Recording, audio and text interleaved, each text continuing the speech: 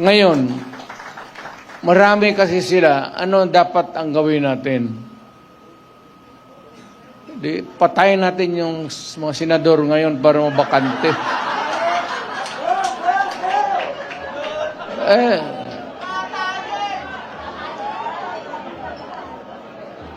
Kung makapatay tayo ng mga 15 na senador, pasok na tayo lahat.